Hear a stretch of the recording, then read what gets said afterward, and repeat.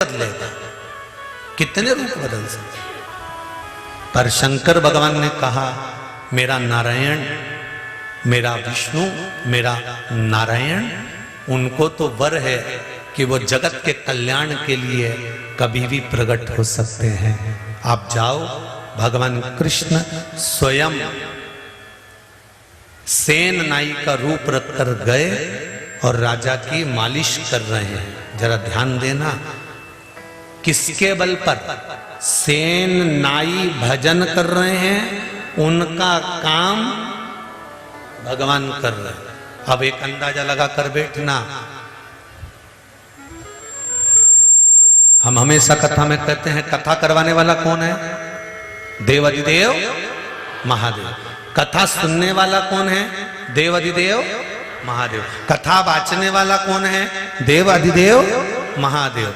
तो यहाँ जितने भी लोग कथा श्रवण कर रहे हैं, आस्था चैनल पर जितने लोग कथा श्रवण कर रहे हैं, टीवी के सामने बैठकर जितने लोग कथा श्रवण कर रहे हैं, जितने मोबाइल पर कथा श्रवण कर रहे हैं, या जजमान परिवार दुबे जी या रामकिशन जी जो भी कथा करा रहे हैं, तो हम तो कहेंगे करवाने वाला भी शिव है, सुनने वाला भी शिव है और बाँचने वाला भी शिव है। इसके सिवाय कोई नहीं, क्योंकि आप और हमारी सामर्थ्यता ही नहीं है कि हम आगे बढ़कर कुछ कर सकते।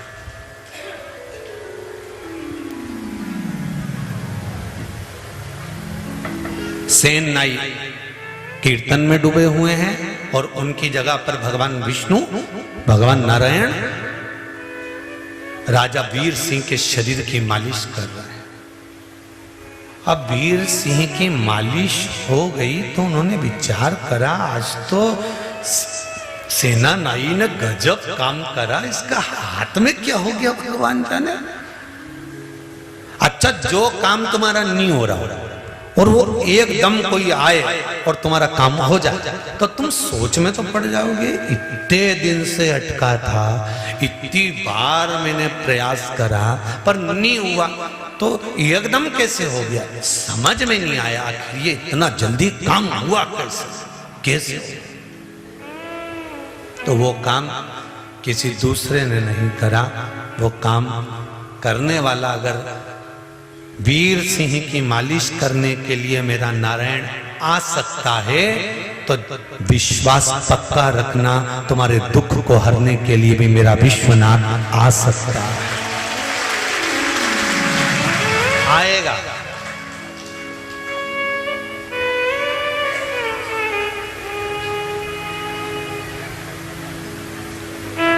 सेना नाई लगे थे, सेन नाई लगे हुए थे भजन में और भगवान पहुंच गए वीर सिंह की। आज इनके हाथ में सब क्या हो गया, पूरे नगर में बात फैल गई और सेन नाई को याद आया, अरे भगवान राजा की मालिश करना थी, मैं तो भूल गया। उसने पेटी उठाई, चल दी। जैसे ही पहुंचे दरवाजे पर तो द्वारपालों ने कह दिया, वाह वाह, आज तो तुम्हें मुद्रा मिलेगी, आज तो तुम्हें खूब निछावर मिलेगी। ओहो, लग गया सेना नाई को आज फांसी की सजा मिलेगी, क्योंकि मैं तो आया ही नहीं था। जो राजा के सामने पहुंचे, राजा ने अपने गले की कंठी उतार कर दे दी। सेन नाई, गजब का तुम्हारा हाथ, आज क्या मालिश करी तुमने, पूरी थकान, एक हाथ रखा और मिट गई, समझ में नहीं आया।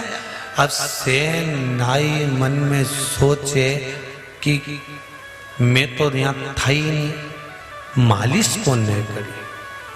राजा के गले की माला सेन नाई ने उतार कर राजा को वापस दे दी और दौड़ कर गया। जिस माला को सेन नाई भजता था उस माला को उठाया और उस कीर्तन मंडली में जाकर बैठकर भगवान नारायण के सामने जाकर सेन नाई कहते हैं, मेरे कारण तुमको राजा की मालिश करने जाना पड़ा, तुम ही गए थे ना। सेन नाई ने जैसे भगवान विष्णु से कहा, सारे संत हंसने लगे, कोई भगवान किसी की मालिश करे क्या? सेन नाई बोलने लगा, झूठ बोलना मती, ईमानदारी से बोलो, मालिश तुम नहीं करी है ना। भगवान की मूर्ति में से आवाज नहीं आई। इतनी देर में एक संत बोला, अगर तू मालिश कर कर आता है तो तेरे हाथ में तेल लगा होता है, अगर नारायण के हाथ में तेल लगा होगा तो समझेंगे कि सेन नाई की जगह भगवान मालिश करने गए। अगर नारायण के हाथ में तेल लगा होगा मालिश का तो हम जाने। इतने में संत उठे और भगवान विष्णु के जो हाथ देखे, सारे हाथों में तेल लगा हुआ था।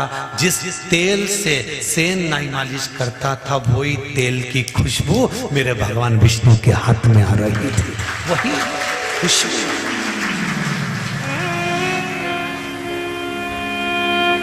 ब्राह्मण, क्षत्रिय, वैश्य, शूद्र, इसमें तो दुनिया के लोगों ने बांटा है, परमात्मा के सामने कोई नहीं बटा है। परमात्मा के सामने तो केवल एक सनातन धर्म में तुम पैदा हुए हो, सनातनी बनकर पैदा हुए हो।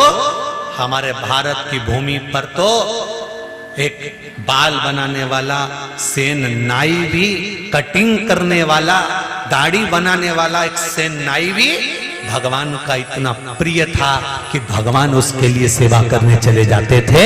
वो नाई साधारण नहीं था। हम कई बार कथा में कहते हैं, जो सेन समाज के हैं, नाई समाज के हैं, जो खवास आदि में आते हैं, उनसे कहेंगे तुम्हें जिंदगी में कभी ये मत सोचना कि तुम दाढ़ी कटिंग बनाते हो, तुम जिंदगी में ये मत सोचना कि तुम लोगों की मालिश करने जाते हो। अरे तुम्हें जिंदगी में सबसे ज्यादा गौरव महसूस होना चाहिए, तुम्हें वो आनंद की अनुभूति होना चाहिए कि भगवान नारायण ने तुम्हारे लिए एक अवतार लेकर मालिश करने के लिए गए थे। जरा विचार करिए, तुम्हारे लिए, तुम्हें तो और गौरव महसूस होना चाहिए, तुम्हें आनंद महसूस होना चाहिए। किसके लिए परमात्मा नहीं? हाँ, एक छोटी सी एक नाधारण सी साधारण भी अगर कोई है और उसकी भक्ति में अगर बल है तो भगवान प्रकट होता है, भगवान सामने आता है। वो तो दुनिया के लोग भले कह दें कि ये जात बुरी, वो बात बुरी, ये बुरा, वो बुरा, पर मेरे भोलेनाथ के आगे, मेरे शंभू के आगे सब बराबर है। उसके लाखों दीवाने, बड़े से बड़े, उसके चरणों में कंकड़ माटी से पड़े, कोई छोटा नहीं। उसके आगे कोई छोटा नहीं, उसके आगे सब बड़े, सब बड़े। महाराज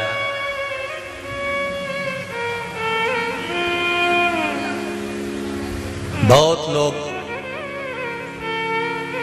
कई जाति वालों की हंसी उड़ा देते हैं, कई लोग सेन नाई पर कमेंट्स करना चालू कर देते हैं, कोई अन्य समाज पर कमेंट्स करना चालू कर देता है।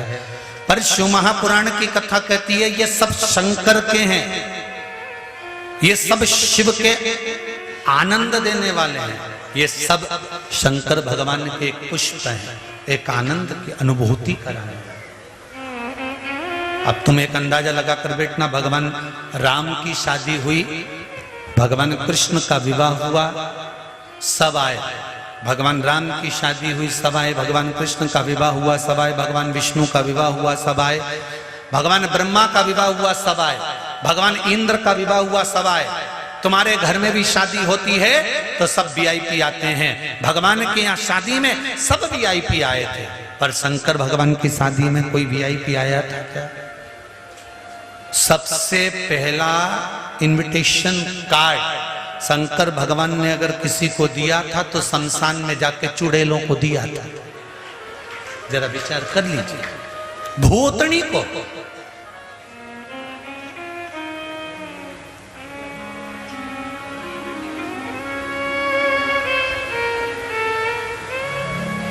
गणों को, भूत प्रेत डाकनी पिशाचनी जितने, सबको ले जाकर भगवान ने इन्विटेशन दिया।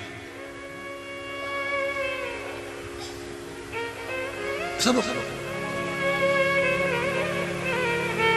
तो कहे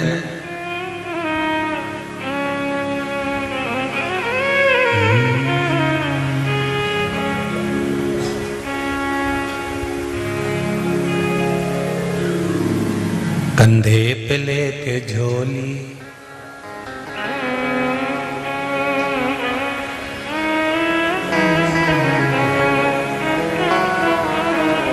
एक भूत दिल से बोला, महाराज कि बाबा भांग खाओगे कि दम लगाओ, बाबा भांग खाओगे बाबा खाओगे कि दम लगाओगे, बाबा भांग खाओगे कि दम लगाओगे। हम लोग तो खड़े हो गए, हम कोई गा थोड़ी ना रहे, हम तो बता रहे हैं शिव जी के गणों की स्थिति हो।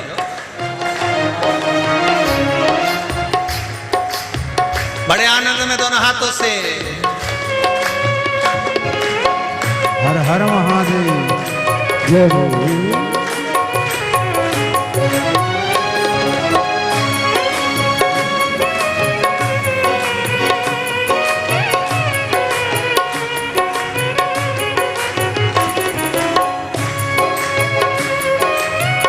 मेरे बाबा को अनाड़ी मत समझो, दोनों हाथों से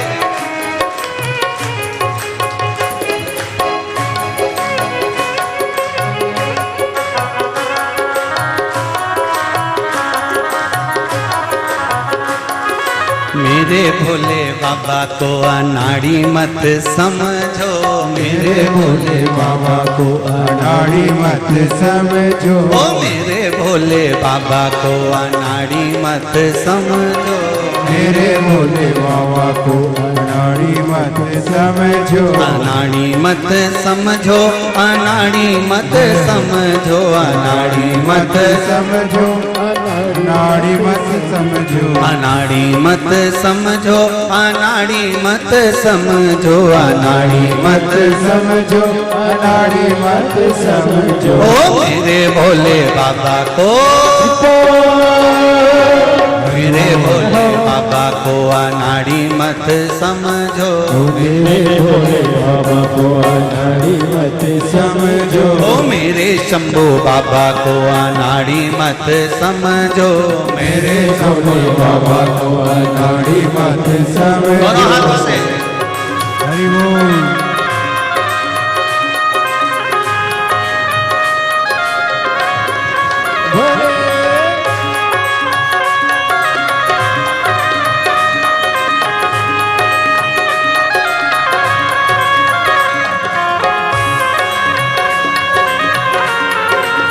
हरि बोल।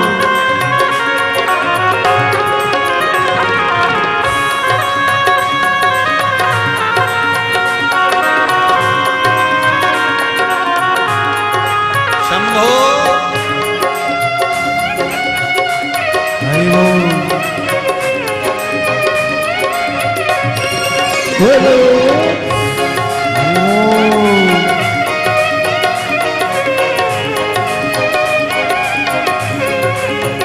जय हो।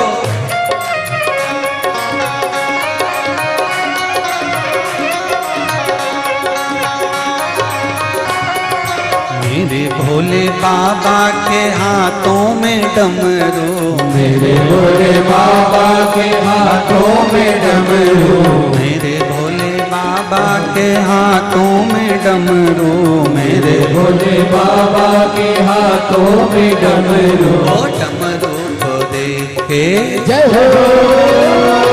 डमरू को देख के मदारी मत, डमरू को देख के मदारी मत समझो, डमरू को देख के मदारी मत समझो, डमरू को देख के मदारी मत समझो, ओ मेरे भोले बाबा को अनाड़ी मत समझो, मेरे भोले बाबा को अनाड़ी मत समझो, ओ मेरे शंभो बाबा को अनाड़ी मत समझो, शंभो शंभो बाबा को अनाड़ी मत समझो, मेरे भोले बाबा को अनाड़ी मत समझो, मेरे भोले बाबा को अनाड़ी मत हर हर समझो। मेरा शिव है ही। मेरा शंकर, मेरा ओघड़ी, मेरा दयालु, मेरा दातार, मेरा कुबेरेश्वर महादेव, सारे देव सबको बुलाएंगे और वीआईपी को बुलाएंगे, पर मेरा देवाधिदेव बुलाएगा तो अपने गणों को बुलाएगा। सभी लोग भगवान शंकर के मूल मंत्र का स्मरण करेंगे। अपनी जगह पर आनंद करते हुए मूल मंत्र का स्मरण। श्री शिवाय नमस्तुभ्यं। श्री शिवाय नमस्तुभ्यं। श्री शिवाय नमस्तुभ्यं। श्री शिवाय नमस्तुभ्यं। श्री शिवाय नमस्तुभ्यं। भोला सब दुख काटो ओ भोला सब दुख काटो मारा। शिव शंकर जपूं तेरी माला। भोले बाबा जपूं तेरी माला। भोला सब दुख काटो मारा।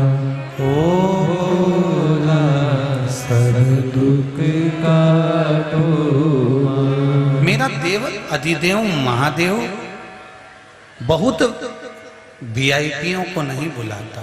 मेरा देव अधिदेव महादेव, मेरा शंभु, मेरा त्रिकालदर्शी, मेरा कैलाशी, मेरा अविनाशी, तो अपने गणों को बुलाया। भगवान की निगाह में कभी नहीं होता कि ये बड़ा है कि ये छोटा है। शिव जी के मंदिर में आप 1.25 लाख बेलपत्र चढ़ा रहे हो, 50 लाख बेलपत्र चढ़ा रहे हो, 5000 बेलपत्र चढ़ा रहे हो, 25,000 बेलपत्र चढ़ा रहे हो, शंकर भगवान को उससे मतलब नहीं है। जो एक चढ़ा रहा है वो भी प्रिय है, और जो 108 चढ़ा रहा है वो भी प्रिय है। शिव की दृष्टि में सब प्रिय। शंकर भगवान की दृष्टि में ऐसा नहीं कि ये ज्यादा चढ़ाएगा तो ये शंकर भगवान का ज्यादा प्रिय है, ये कम चढ़ाएगा तो ये अप्रिय है, ऐसा नहीं है।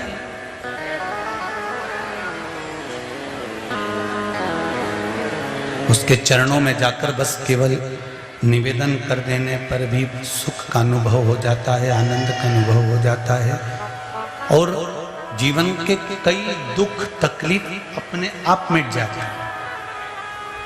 थोड़ा भी चढ़ाया तो भी बहुत। इसलिए आप लोगों को बार बार कहते हैं, एक लोटा जल सारी समस्या का हल। ज्यादा नहीं मिले तो एक बेलपत्र चढ़ा दो। बहुत जरूरी नहीं है कि तुम थैली भर कर ला।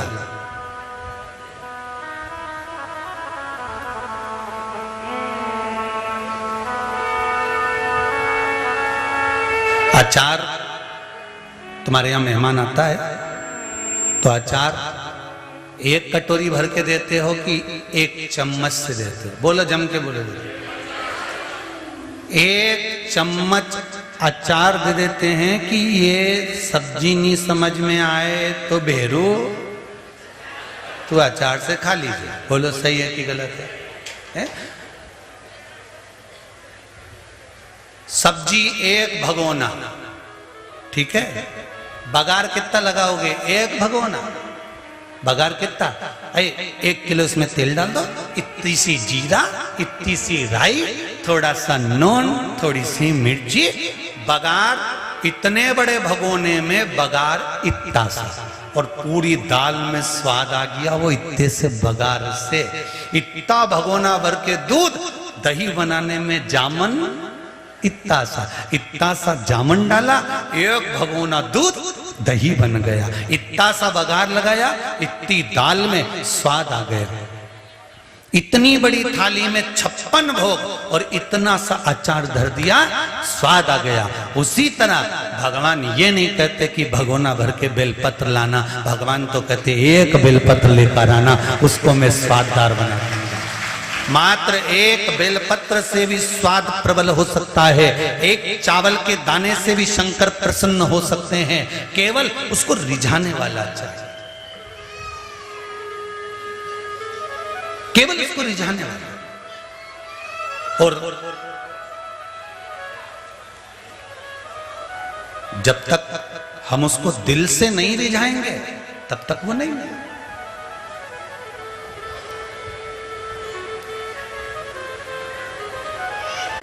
पर सोना कितना भी कीमती हो जाए उसमें सुगंध आएगी क्या? नहीं। वो भले 50,000 रुपये तोला हो जाए, चाहे 40,000 रुपये तोला हो जाए, चाहे 1,000 रुपये जितना लाखों में हो जाए, उसकी कीमत जरूर है पर उसमें सुगंध नहीं है। फूल की कीमत नहीं होती पर उसमें सुगंध होती है। उसी तरह तुम डॉक्टर बन जाओ, पढ़ लिख कर इंजीनियर बन जाओ, कलेक्टर बन जाओ, एसपी बन जाओ, तुम्हारी मर्जी, पड़े बड़े से बड़े पद पर, सीए, कलेक्टर, एसपी, डीएसपी, जिस पद पर बैठना है तुम्हें उस पद पर बैठ जाओ। तुम पढ़ाई कर कर कीमती तो बन सकते हो, सोने जैसे कीमत वाले भी हो सकते हो, पर जब तक तुम्हें अपने परिवार के संस्कार नहीं होंगे तब तक तुम्हारी कीमत किसी काम नहीं। संस्कार की सुगंध होना चाहिए। फूल में सुगंध होती है, भले उसकी कीमत नहीं हो, पर वो कीमत वाला बन जाता है मात्र सुगंध से। सोने में कीमत होती है पर सुगंध नहीं होती। आभूषण सोने के भी बने, आभूषण फूल के भी बने, पर इसमें सुगंध है, इसलिए यह भगवान को प्रिय है और आनंद है। इसीलिए कहते हैं कि खूब पढ़ो लिखो, खूब मेहनत करो, कर्म करते जाओ। कल भी कथा में कहा था सब कर्म करो, कर्म करने में पीछे मत हटना, कर्म करने में पीछे ना, खूब मेहनत करो। और मेहनत के साथ में देव अधिदेव महादेव से विनती करते चले जाओ कि बाबा मैं तेरे भरोसे पर हूं, तेरे साथ, तेरे भरोसे के बिना कुछ नहीं। जिस बेटी का गुणगान करा था आपको कि एक बेटी वेंटिलेटर पे रहकर शिव महापुराण की कथा सुनकर मस्तिष्क में चेतना आई थी, आज वो बेटी कुबेरेश्वर धाम को धोख लगाने आई है। मैं निवेदन करूंगा वो बेटी धीरे से आराम से लाओ। वो बेटी आज कुबेरेश्वर धाम पहुंची है, जोरदार ताली बजाओ।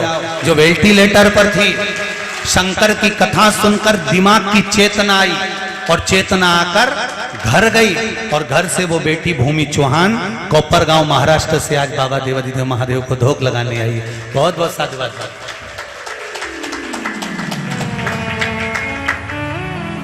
स्वस्थ हो बस बाबा, सब बाबा के कारण, हमारा कारण नहीं है। अब तो एक माइक दो ना, जरा सा माइक दो। वेंटिलेटर पर हेडफोन लगाकर कथा सुनाई और डॉक्टर भी आश्चर्य में पड़ गए कि इसका दिमाग कैसे काम करने लगा। जो कोमा में पहुंच गई थी, उस बेटी का दिमाग काम कर जाना, माता को डॉक्टर ने बोला था वो एक फुफ्फुस बंद बढ़ गया, उसका इलाज हो नहीं सकता। लेकिन हमने बाबा का बेलपत्र वेंटिलेटर पर ही लगाया और पानी पिला नहीं सकते तो उसके आंख पे छिड़काव किया और दूसरे दिन उसको कथा सुनाई कान को हेडफोन लगा के, तो उसने तुरंत आँखें खोली। हमको बहुत आनंद हुआ। शिव कृपा, देखो बाबा, शिव कृपा ही ऐसी होती है जीवन का। मैं तेरे भरोसे हूँ, मेरे बाबा दया करना, मैं तेरे भरोसे हूँ। मात्र उसका स्मरण कर लेना। अब जरा विचार करो कि वेंटिलेटर पर पड़ा हुआ व्यक्ति और हेडफोन लगा देना और उसकी श्रवण शक्ति में जो कोमा में पड़ा है और उसकी चित्तवृत्ति में भगवान वापिस चेतना दे देना, कोई दूसरा नहीं आता करने वाला, कोई नहीं। फिर कहेंगे एक डॉक्टर और है, वो देव अधिदेव महादेव, वो शिव बैठा है सम्मुख में।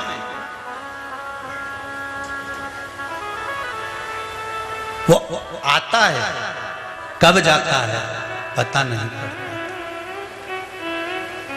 हम तो इस व्यासपीठ से रोज आपको मना करते हैं कि अभी निर्माण कार्य प्रारंभ है, चल रहा है, यहाँ व्यवस्था इतनी नहीं है, तो भी तुम लोग आते हो।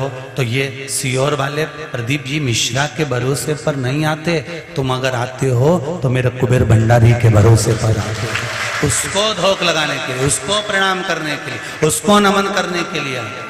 सामर्थ्यता हमारी नहीं है, दिल से उसका भजन करो, स्मरण। बस मेरे बाबा को दिखावा प्रिय नहीं है। आपने पूरे कुबेरेश्वर धाम में घूमकर देखना, कहीं दिखावा नहीं मिलेगा तुमको। जैसा यहां से बोलते हैं वैसा कि वैसे आपको वहां मिलेगा, खिचड़ी प्रसाद मिलेगा, दर्शन नहीं है, मूर्ति कंकर शंकर है, जो है सामने, जैसी व्यवस्था है आपकी है, आप कर रहे हो, या जो है वो सामने। ये जजमान भी आए होंगे तो इनको भी यही कहा होगा, आप आ रहे हो, व्यवस्था जैसी मिल रही है उसके अनुसार पाइएगा, उसके अनुसार रहिएगा। बस जो बाबा करा देगा उसके अनुसार, दिखावा नहीं, जो है सामने। शिव तत्व ही है, शिव की कृपा ही है। और आज मुझे बड़ी एक खुशी और है कि जो डोम गिरा था, पंडाल गिरा था, उस पंडाल में जिन जिन को लगी थी वो सब अब धीरे धीरे अपने घर की ओर जा रहे हैं। एक बेटा बेटी भी यहाँ पर आए हुए हैं जो हमीदिया से छुट्टी कराकर, जिनको हमने प्राइवेट हॉस्पिटल में भर्ती करा दिया था, वो ठीक होकर आए हैं। कहीं बैठी हो दीदी जिनकी आंख के पास में टांके लगे हैं और सिर पे टांके लगे हुए हैं, कहीं बैठी हो तो हाथ हिलाइए। कहीं बैठी हो। और एक भाई हैं जिनका कंधे में चोट लगी थी, पाइप गिर गया था जिनके ऊपर, वो भी ठीक होकर जा रहे हैं। वो भी कहीं बैठे हो तो हाथ हिलाइएगा, या दिख रहे हो तो सम्मुख में हो तो देखिएगा। है उधर देव जरा माइक को चल रहा, थोड़ा दिख नहीं रही है क्या? थोड़ा आगे आ जाओ बाबू, थोड़ा आगे आओ। मेरे बाबा दया करना, बाकी सब लोग बैठे रहो, कोई खड़ा ना हो। माइक को जाओ, उसके पास माइक को जाओ, बेटी के पास में।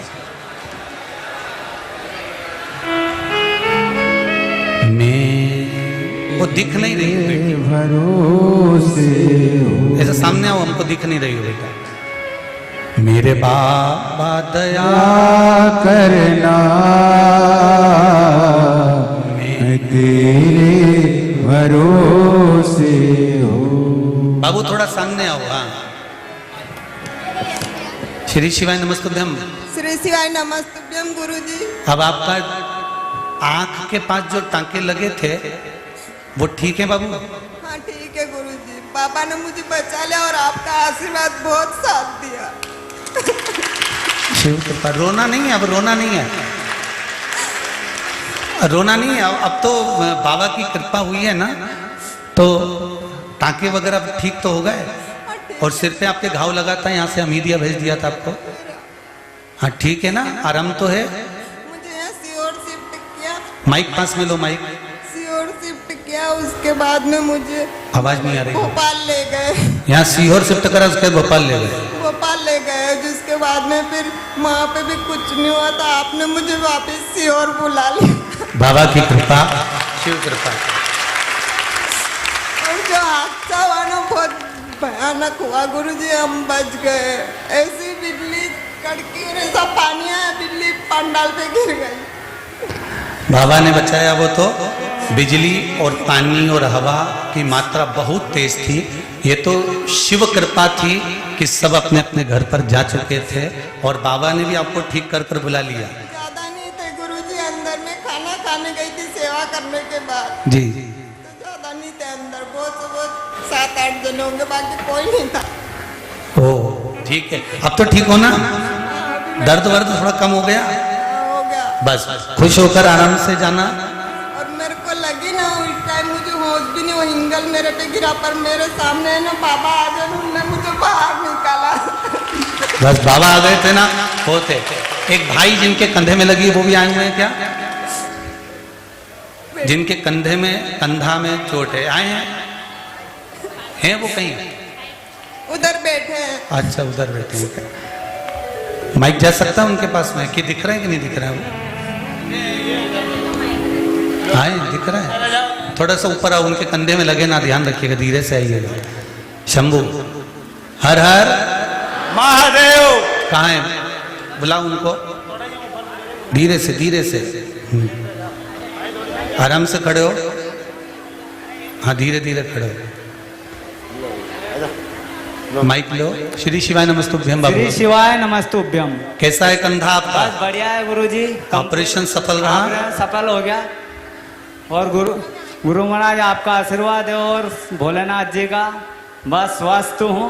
वो लग ही नहीं रहा है कि मेरा ऑपरेशन हुआ, ना दर्द है ना कुछ भी नहीं। ओ बाबा के श्री शिवाय नमस्तुभ्यम। श्री शिवाय नमस्तुभ्यम। आराम से जाइएगा, अपने घर आनंद में रहिएगा।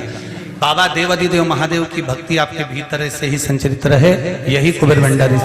हर हर मेरे बाबा दया करना, मैं तेरे भरोसे हूँ। शिव की कृपा, उदार दया करुणा, ये मूल है। देखिए तुम 7 ताले में भी बंद हो जाओ, काल अगर आएगा तो 7 ताले के अंदर भी आए, ये निश्चित है। पर हम उसके भरोसे पर जीते हैं तो वो थोड़ी मात्रा में आकर छूकर चले जाता है और भगवान कहीं ना कहीं किसी रूप में आकर खड़ा हो जाता है। वो आता जरूर है। आपका अगर विश्वास है, आपका अगर भरोसा है, आपकी अगर दृढ़ता है तो वो आएगा जरूर, निश्चित है मिले। एक शिव कथा का बड़ा सुंदर एक संवाद है। पंचाल देश का राजा सिंह केतु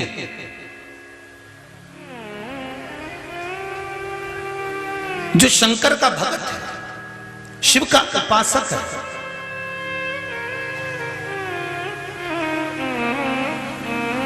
इसके 2 शौक हैं। एक शंकर जी के मंदिर में जाकर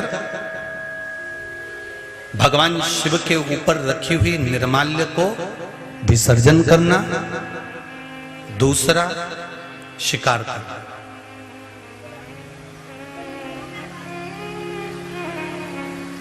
अब शिकार करने भी जाता है, मंदिर भी जाता है।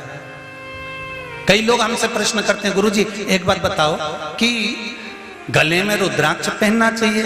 हमने कहा पहनना चाहिए।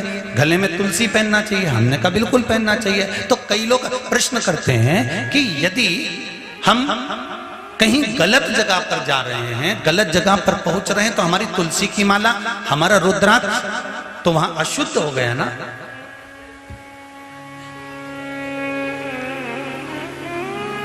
शिव कथा का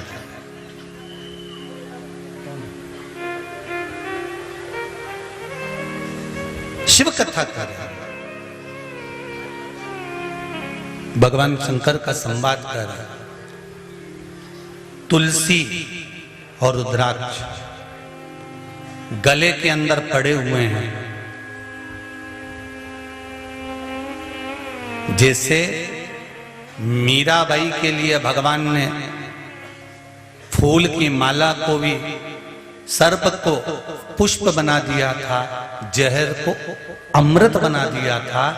शिव महापुराण की कथा कहती है तुलसी और रुद्राक्ष आप जो माला पहने हुए हो, आपके मुख में जो अन्न का भाग जाता है ना, वो भाग भी अगर कोई अशुद्ध से भी अशुद्ध है तो भी भगवान उसको शुद्ध बनाकर अंदर प्रवेश करा देता है। सहज नहीं है तुलसी और रुद्राक्ष।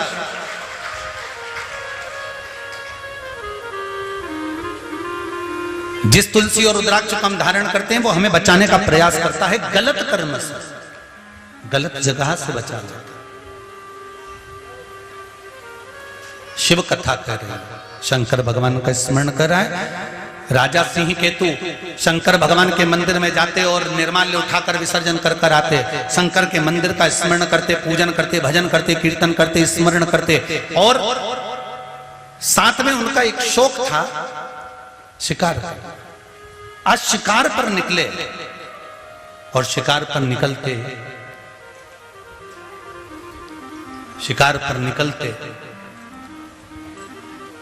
साथ में उनके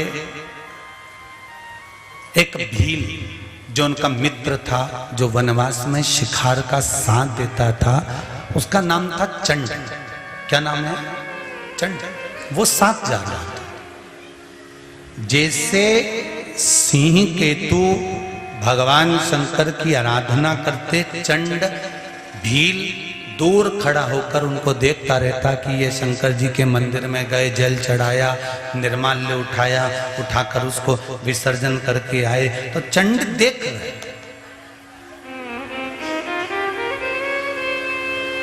शिव महापुराण की कथा कहती है, आप अगर जल चढ़ाने के लिए शंकर जी के मंदिर में जा रहे हो, आप अगर शंकर जी के मंदिर में बेलपत्र चढ़ाने के लिए जा रहे हो, आप शंकर जी के मंदिर का गुणगान करने के लिए जा रहे हो, श्री शिवाय नमस्तुभ्यम का जाप करने जा रहे हो, पंचाक्षर मंत्र नमः शिवाय का जाप करने जा रहे हो, षडाक्षर मंत्र ओम नमः शिवाय का जाप करने के लिए जा रहे हो, तुम्हें देखकर ये निश्चित है जो मंदिर नहीं भी जाता होगा और धीरे धीरे देवाधिदेव महादेव ने आपका हाथ पकड़ा होगा, धीरे धीरे उन्नति की सीढ़ी पर जब आप चढ़ना प्रारंभ करे होंगे, तो ये निश्चित है कि कोई ना कोई आप पर ध्यान रखा होगा।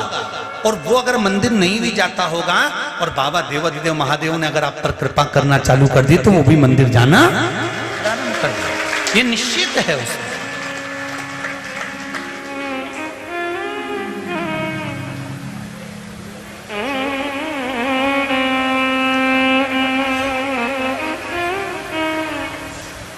फिर एक बात कहेंगे, आप किसी से मत कहो कि तुम, पड़ोसन से तो बिल्कुल मत कहना कि तुम मंदिर चल, तुम तो क्यों मती, तुम तो खुद जाओ और सिर पे पल्लू लेके और बढ़िया बन ठन के आनंद से पटरी मटरी सब खोस खोसा के फिर शंकर जी के मंदिर जाओ।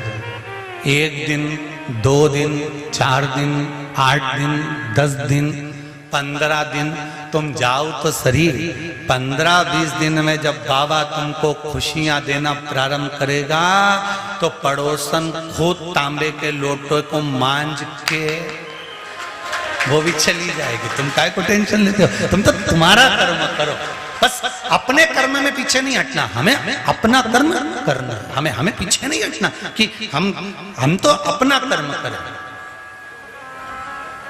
आग लगे बस्ती में अपन रहो मस्ती में, क्या किसको रोइए चादर तान के सोइए।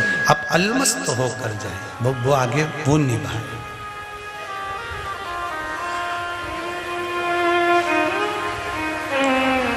महाराज चले, सिंह केतु ने पूरे शिकार के समय पर चंड भील उसको देख रहा।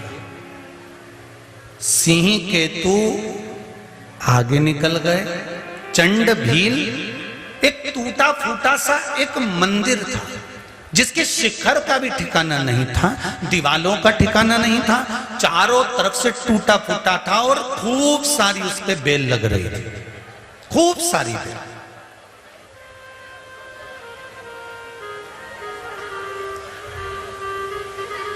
पहले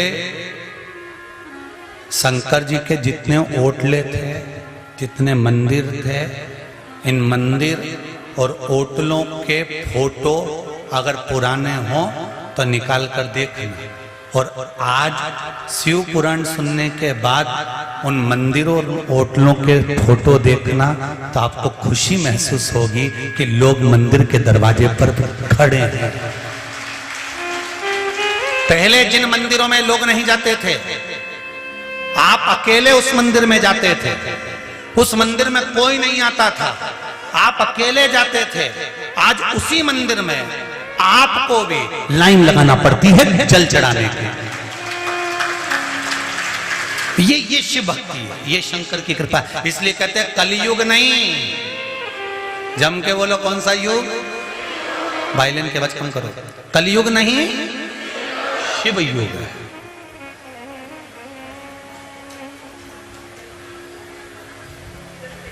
ये साधारण सा युग नहीं आया है। अभी तो कलयुग भी विचार में होगा, मैं कहां जाऊंगा, करना क्या है। कलयुग को भी टेंशन है कि सतयुग आया, त्रेता आया, द्वापर आया, राज्य तो हमारा आया था, किसका, अरे जम के तो बोलो, कलयुग का। पर कलयुग को क्या मालूम था कि बीच में सप्लीमेंट्री आ गया और ये शिवयुग बीच में आ गया।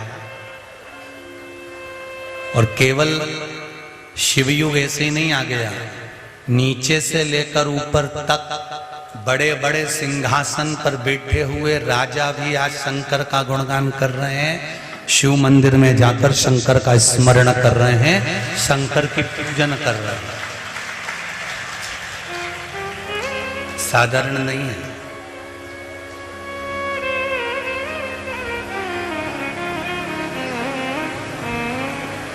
ये शिव भक्ति का कुछ फल है, शिव भक्ति का फल। शिव कथा कहती है, खंडेरा, टूटा हुआ मंदिर,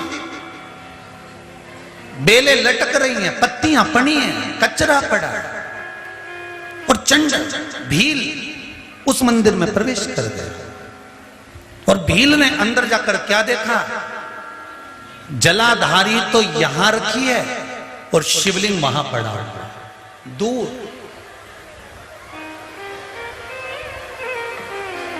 शिवलिंग दूर पड़ा हुआ।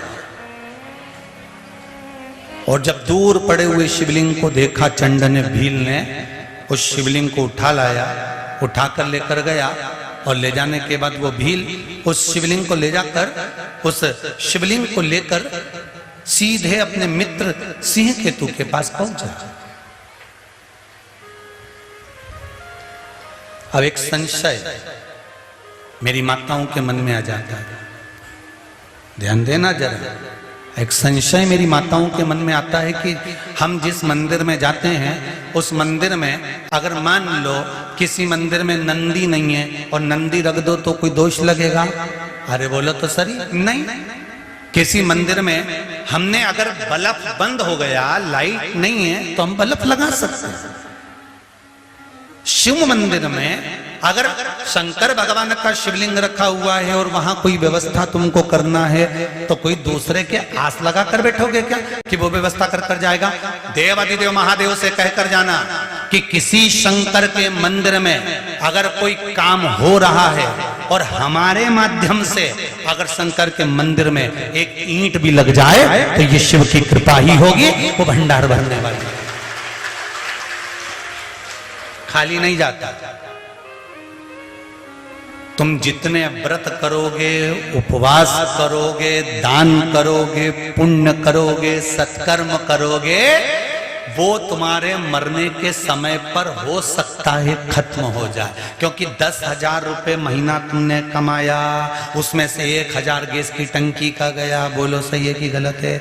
1,000 रुपए ट्यूशन में गया, 1,000 रुपए सब्जी में गया, 1,000 रुपए दूध में गया, 1,000 रुपए बीमारी में गया, 1,000 रुपए ट्यूशन में पहुंच गया, किराया मकान का किराए में चले गया। तो तुमने जो 10,000 रुपए महीना कमाया, तुम्हारा खर्चा तो बढ़ते गया बढ़ते गया बढ़ते गया, और मालूम पड़े ऊपर से कर्जा हो गया। उसी तरह तुमने व्रत करा, पुण्य कमाया, तुमने तप करा, पुण्य कमाया, भजन करा, पुण्य कमाया, सत्यनारायण जी की कथा कराई, पुण्य कमाया, भागवत सुनी, पुण्य कमाया, शिव पुराण सुनी, पुण्य कमाया। तुमने पुण्य तो बहुत सारा इकट्ठा करा, 10,000 रुपए महीने जैसा कमा कर रखा, पर तुमने पाप भी तो करा। किसी को गलत दृष्टि से देख लिया, पुण्य गया। तुमने गलत बोल दिया, पुण्य गया। तुमने आड़ा टेढ़ा सोच लिया, पुण्य गया। तुमने किसी को टोना मार दिया, पुण्य गया। पुण्य तो गया ना, पुण्य तो समाप्त हुआ। अब मरने का जब समय आया तो सारा की सारा पुण्य समाप्त हो गया। पर शिव महापुराण का विद्येश्वर संहिता कहती है, शंकर के मंदिर में किया गया दान, शंकर को चढ़ाया गया 1 लोटा पानी, शंकर को चढ़ाया गया 1 चावल का दाना, शंकर को समर्पित किए गए 1 बेलपत्र, शंकर भगवान का नाम जाप, शिव के नाम का उच्चारण और शिव महापुराण की कथा, शंकर का गुणगान किसी भी रूप में मनुष्य कर लेता है, सारे व्रत उपास दान पुण्य समाप्त हो सकते हैं, पर शंकर का किया गया पुण्य कभी समाप्त नहीं। शिव का किया गया गुणगान कभी समाप्त नहीं होता, शंकर का किया गया स्मरण कभी समाप्त नहीं होता, क्योंकि जो शिव के लिए किया जाता है वो समाप्त नहीं हो सकता, वो कभी समाप्त नहीं। महाराज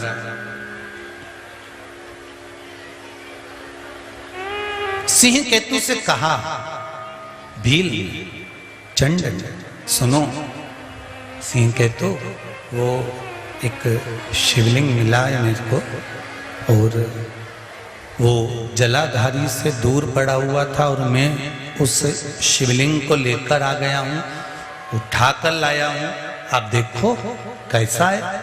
सिंह केतु ने कहा, शिवलिंग तो शिवलिंग है,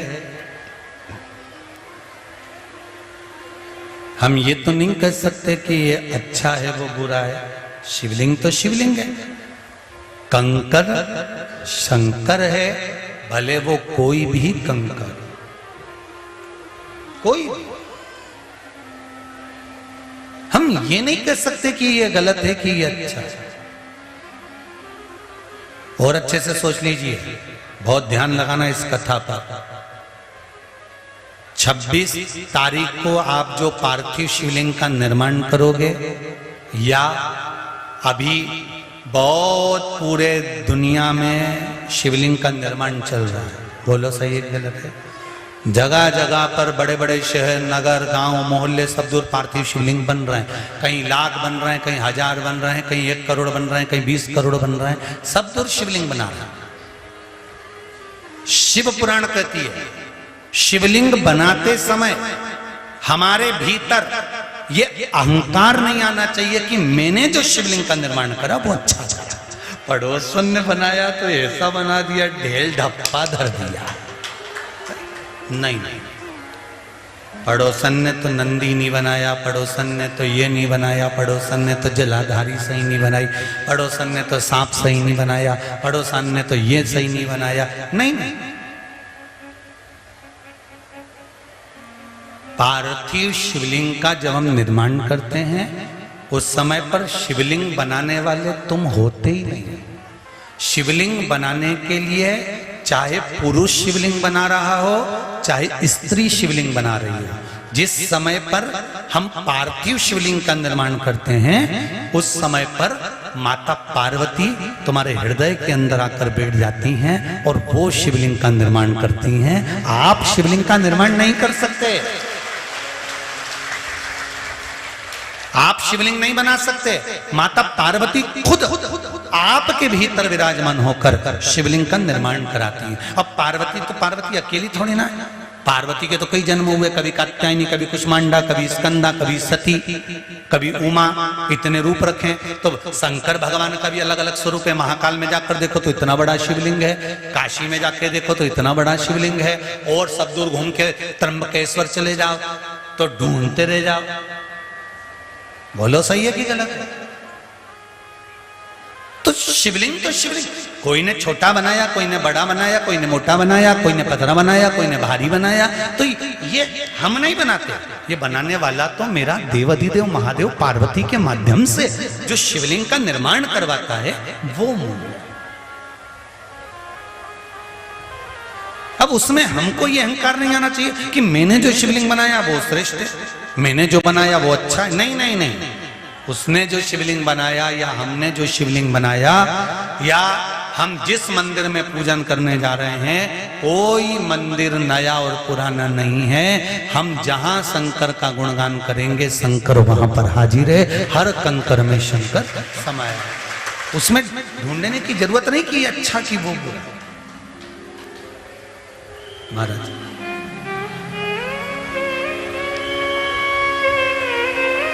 हम उसको ढूंढेंगे। शिव पुराण कर कहा ये शिवलिंग मुझको मिला है, मैं इसको उठा कर ले आया हूं। इस शिवलिंग का मुझे क्या करना चाहिए आप बताओ। तो सिंह केतु ने पूछा कि तुम क्या चाहते हो वो बताओ।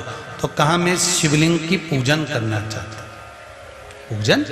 हाँ करो, मैं अपने घर ले जाऊं इस शिवलिंग को। हाँ ले जाओ। कैसे पूजन करना है? एक लोटा जल चढ़ा देना, चंदन लगा के बेलपत्र चढ़ा देना, फूल चढ़ा देना, ओहो बस भोग लगाना बाबा की। जम के बोलो जरा, आरती उतार देना।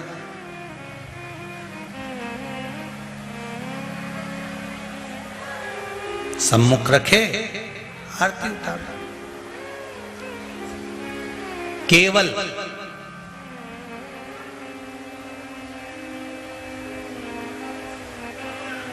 पशुपति व्रत के जो दिए लगाए जाते हैं उनको नीचे रखकर प्रज्वलित कर दिया जाता है। उसको उठाकर आरती नहीं करी जाती, उसको केवल प्रज्वलित करा जाता है। पशुपति व्रत के 5 दिए उठा उठा कर अगर माताएं आरती कर कर रख रही है तो वो श्रेष्ठ नहीं है। फिर मत कहना कि गुरुजी ने कहा और हमने स्वीकार नहीं किया। तुमने सामने प्रकट कर दिया, प्रज्वलित कर दिया, दीप लगा दिया, उसमें भगवान ने उसको स्वीकार कर दिया, वो स्वीकार कर। अब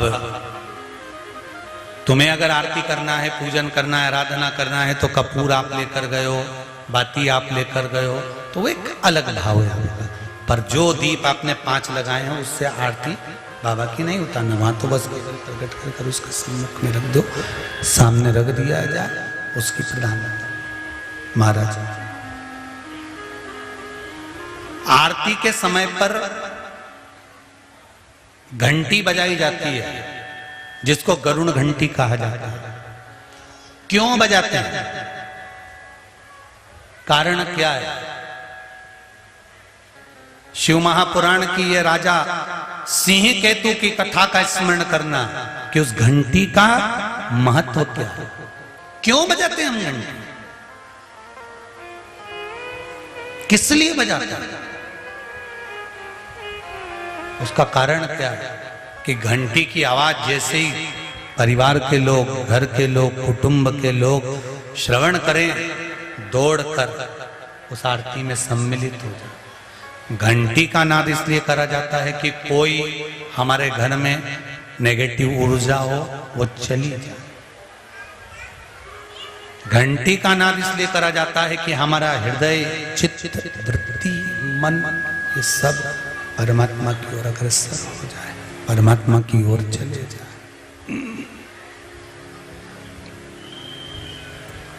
उनकी अविरल भक्ति की ओर अग्रसर हो जाए।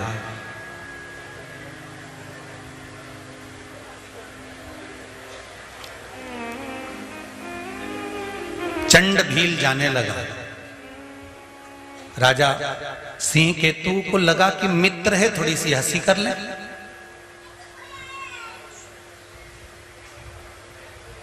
और हंसी उड़ाने के चक्कर में, थोड़ी सी हंसी करने के चक्कर में सिंह केतु ने कह दिया, जा रहे हो ऐसी पूजन कर लेना, और सुनो, शंकर भगवान को प्रतिदिन ताजा चिता की भस्म लगती है चढ़ा। कैसी भस्म? ताजे चिता की भस्म लगती है शंकर भगवान को चढ़ाना। उसने कहा ठीक है, और वो भक्ति में डूब गया। समय आया, 15 दिन 20 दिन वो घर में पूजन करता रहा। उसकी पत्नी भिलनी, जो पूजन करना नहीं जानती थी, आराधना करना नहीं जानती थी, भजन करना नहीं जानती थी, कीर्तन करना नहीं जानती थी, मंत्र जाप करना नहीं जानती थी, स्मरण करना नहीं जानती थी, नाम जाप करना नहीं जानती थी, शंकर भगवान को पहचानती तक नहीं थी। उसकी पत्नी धीरे धीरे धीरे धीरे कर कर सीख गई, धीरे धीरे कर कर सीखी। अब पति और पत्नी दोनों मिलकर शंकर भगवान की आराधना कर रहे हैं। पति भी कर रहा है, पत्नी भी कर रही है, दोनों आराधना कर रहे। बाबा सब दुख काटो हमारा, ओ बाबा सब दुख काटो हमारा। शिव शंकर जपो तेरी माला, भोले बाबा जपो तेरी माला, भोला सब दुख काटो हमारा। ओ सब दुख काटो हमारा। महाराज भिलनी भी भगवान शंकर की आराधना में लग गए, भील भी भगवान शिव की आराधना में लग गए। एक दिन भिलनी ने पूरी पूजन की थाली तैयार करके रख दी।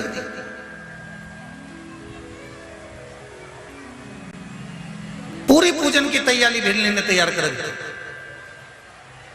पति आया, चंड ने आकर देखा इसमें भस्म तो है ही नहीं। पत्नी बोली आज चिता की भस्म नहीं मिली, मैं गई थी शमशान, भस्म नहीं मिली, भस्म नहीं मिली, मैं जाता हूं लेकर आता हूं। और देखो वो चंड भील गया भस्म लेने के लिए। जैसे शमशान में पहुंचा, गया, जैसे पहुंचा जाकर देखा तो वहां भस्म नहीं थी।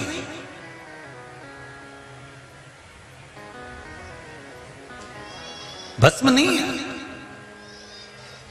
अब इसको ये नहीं मालूम कि भस्म नहीं है तो अपन को एक काम करना चाहिए कि भगवान के भरोसे पर छोड़ देना चाहिए कि जो कुछ भी तूने दिया है मेरे शंभु, जो तूने मुझे प्रदान करा है मेरे बाबा, वो मैंने यहां समर्पित करा है। अगर कोई वस्तु नहीं है तो हमें देवाधिदेव महादेव को चावल का जब दाना चढ़ाए तो चावल के दाने को चढ़ाते समय कह देना चाहिए पत्रम पुष्पम समर्पया। हमारे पास में नहीं है, जो आपने दिया हमने वो समर्पित कर दिया।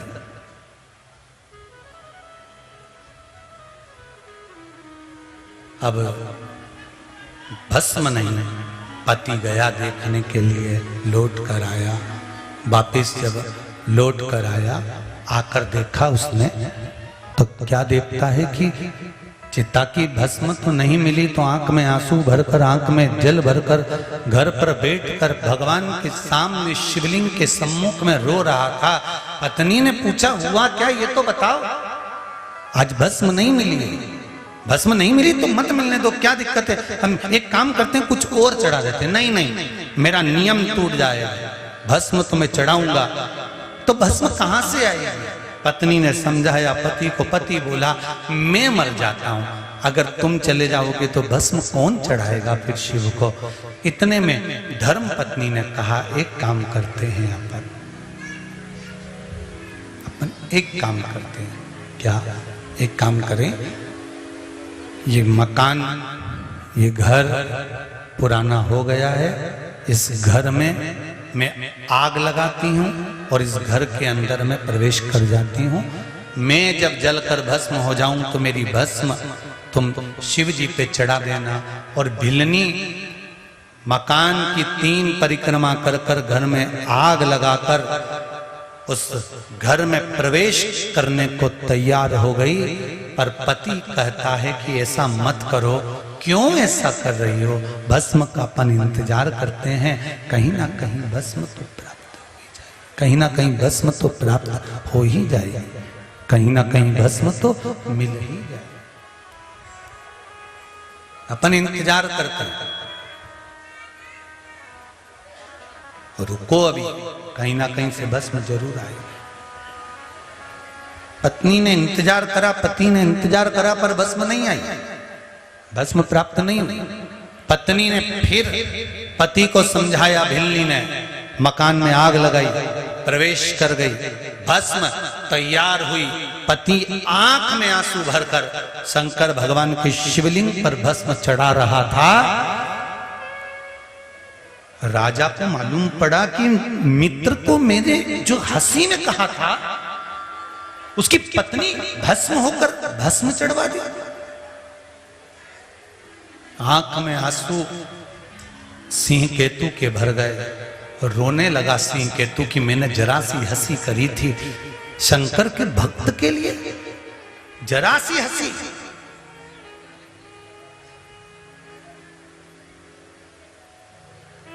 और दुनिया जिस पर हंसती है, दुनिया जिस पर उंगली उठाती है, दुनिया जिस पर हंसती है, दुनिया जिसका उपहास उड़ाती है, दुनिया जिसकी ठिठोली करती है, एक दिन वही देवतुल्य बनकर जगत में पूजा जाता है। जिसकी हंसी उड़ी, जिसके ऊपर उंगली उठाई। हनुमान जी महाराज लंका में गए, लंका में जाते से हनुमान जी महाराज को जब बंधन में बांध लिया, और बंधन में बांधने के बाद हनुमान जी की जो हंसी उड़ना चालू करी, अरे ये बंदर, ये बंदर, ये बानर कर कर कर लोग ताली बजाएं, हंसे, डोंडी बजाएं, नगाड़े बजाएं, बंदर बंदर कर कर हनुमान जी को पुकारने लगे, हनुमान जी को छेड़ने लगे। कोई हनुमान जी को यहां से पकड़े, कोई वहां से पकड़े, हनुमान जी की हंसी उड़ने लगी। और फिर लंका में जब हनुमान जी ने अपना जो स्वरूप वृद्धि करी, जो रूप बनाया, जो विशाल रूप का दर्शन कराया, तो सारे लंकापुरवासी हाथ जोड़ के थाली ले लेके आ गए। ये तो कहीं का देवता है, ये कहीं का देवता है।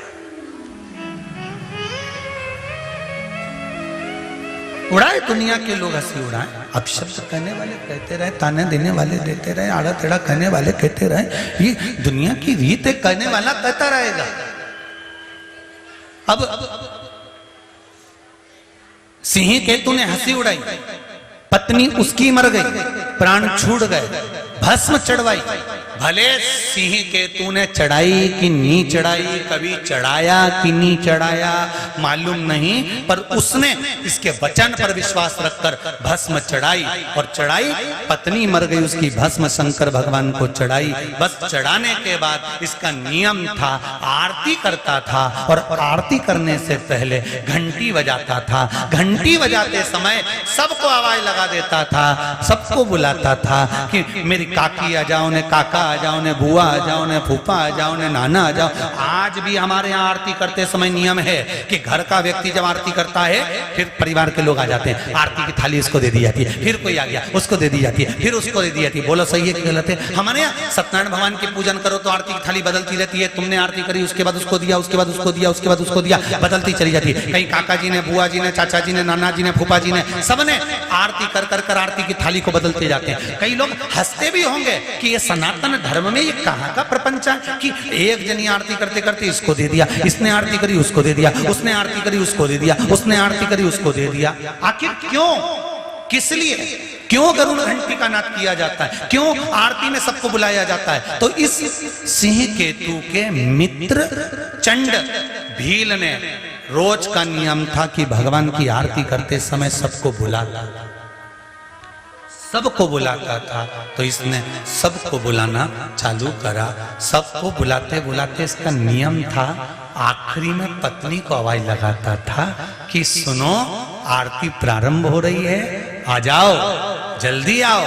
और आज ये भूल गया कि मेरी पत्नी तो जलकर भस्म हो गई थी, बस आरती की थाली हाथ में थी और चंड ने पुकारना प्रारंभ करा, सुनती हो देव अधिदेव महादेव की आरती प्रारंभ हो रही है, जल्दी आओ, जल्दी आओ। और आरती शुरू हुई। भगवान शंकर के शिवलिंग के ऊपर दीप की बाती जाती है और पत्नी दौड़कर जले हुए मकान में से बाहर निकल कर आ जाती है। धधकते हुए उस अग्नि में से पत्नी निकलकर बाहर खड़ी हो जाती है। पति की आरती के समय पर जब थाली पत्नी ने हाथ में ली, पति देवाधिदेव महादेव को देखता है और अपनी धर्म पत्नी को देखता है, ये कौन आ गया। आरती पूरी होती है, पति ने देवाधिदेव महादेव को प्रणाम कर कर अपनी धर्म पत्नी से पूछा, तुम कहां से आ गई? तुम्हारी चिता की भस्म तो शिव जी को चढ़ाई है। पत्नी कहती है, मैंने जब मकान में आग लगाया, आग लगाकर जैसे ही पहला चरण मैंने अंदर रखा, रखते से ही एक बूढ़ा सा बाबा और एक बुढ़िया सी माँ अपनी गोदी में अपने पल्लू से मुझे ढककर अंदर सुला ली और मेरी नींद लग गई थी। मुझे नहीं मालूम कि क्या हुआ। जैसे भी वो बहन ने कहा,